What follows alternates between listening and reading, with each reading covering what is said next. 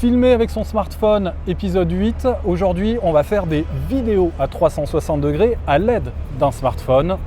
C'est parti.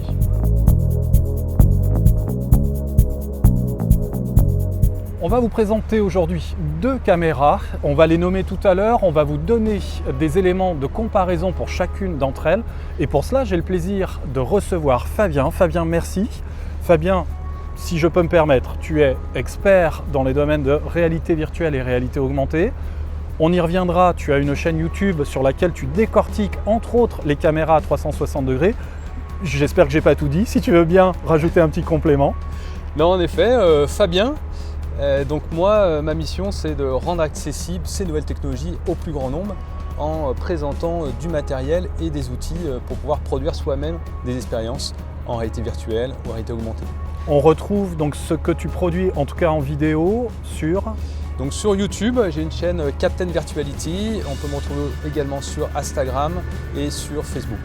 On donnera bien sûr tous les liens dans les commentaires pour que vous puissiez retrouver justement les vidéos que Fabien produit. Tu as déjà publié au moins une vidéo à ma connaissance à propos de caméra. Oui. C'était pas celle que tu as avec toi aujourd'hui. Veux-tu, là aussi, s'il te plaît, présenter ces deux caméras que l'on est en train de tester en ce moment même? Oui, tout à fait. Donc, c'est deux caméras de la même marque, Insta. Donc, il y a l'ancienne caméra, l'Insta 360 One. C'est la mienne. Exactement. Et la toute nouvelle caméra de cette marque qui est l'Insta 360 One X. C'est la tienne. Exactement. Donc, c'est une évolution de cette caméra-là où donc, ils ont amélioré beaucoup de points et qui crée une caméra vraiment très performante pour tout ce qui est vidéo et photo.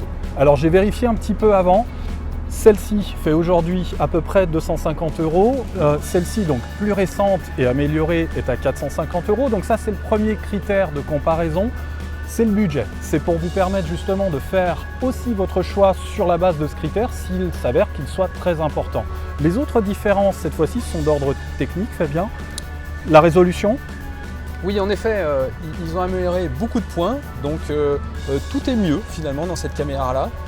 Forcément, elle est plus chère aussi. Donc, en effet, la résolution, c'est le premier point, 5,7K en définition, donc sur la One. Versus 4K. 4K. En 30 images secondes. Oui. Il y a des résolutions supérieures pour justement être un tout petit peu plus créatif au moment où vous faites vos vidéos, mais ça, on va renvoyer justement aux vidéos que tu vas produire sur ta chaîne pour véritablement décortiquer un petit peu plus techniquement ce qui fait justement une caméra 360. La résolution est donc meilleure sur la tienne. Qu'est-ce qu'il y aurait d'autre qui les distinguerait et qui justifierait le petit écart de prix qui existe? Donc on a un écran LCD pour la piloter. On a également une batterie amovible si on veut filmer plus longtemps. Ils ont amélioré les lentilles également sur cette caméra-là. Donc voilà. Elles sont un peu plus grandes, hein, on le voit d'ailleurs, oui. Elles sont un tout petit peu plus proéminentes, donc forcément j'imagine qu'elles captent un tout petit peu plus de lumière et c'est ce qui contribue à une meilleure résolution. Tout à fait, avec une caméra encore plus compacte et qui s'utilise très bien justement sur des cannes à selfie comme celle-là. D'accord. Et puis dans les spécifications, j'ai vu, parce que c'est une caméra dite Action Cam, j'ai vu qu'il y avait également une puce GPS, si je ne dis pas de bêtises. Oui, en effet, puce GPS pour localiser photos et vidéos. Donc ce sont des données que génère la caméra, donc ça peut, selon l'usage, avoir un certain intérêt de bénéficier des coordonnées GPS de ce que vous avez filmé. On a listé une petite poignée de différences. Oui. Vous verrez les différences aussi des images que l'on a réalisées. On va en incruster évidemment ensuite au montage. Vous verrez si l'écart entre ce qui est filmé à 4K et ce qui est filmé en 5,7K va chez vous justifier une sélection plutôt qu'une autre. Il subsiste en revanche des points communs et un majeur qui renvoie cette fois-ci au smartphone. Oui, en effet, c'est des caméras idéales pour pouvoir être piloté par un smartphone. Et le point fort d'Insta, c'est l'application smartphone qui est donc commune à ces deux caméras-là.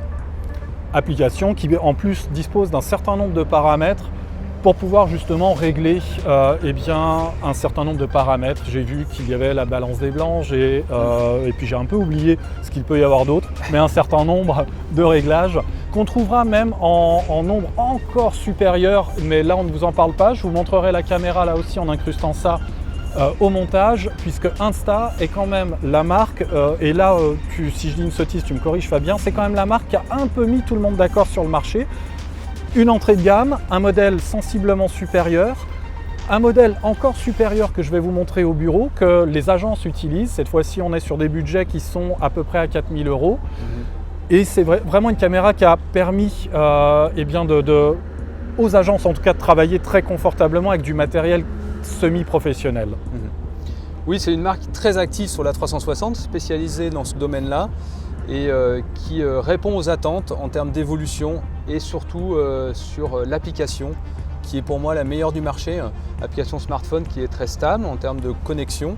À noter maintenant que sur la One X aussi il y a une connexion Wi-Fi directement avec le smartphone, ça améliore sensiblement le transfert d'informations par rapport à la One.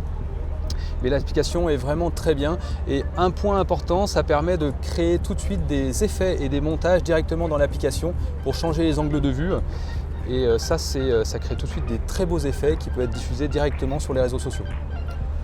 On a globalement fait le tour, en tout cas des principales caractéristiques de ces caméras. À nouveau, je renvoie donc sur la chaîne YouTube de Fabien, vous trouverez déjà donc, des vidéos pour présenter une petite caméra de chez Ricoh. Donc prochainement, et c'est peut-être déjà le cas, il y a une très rapide présentation aussi de ta nouvelle.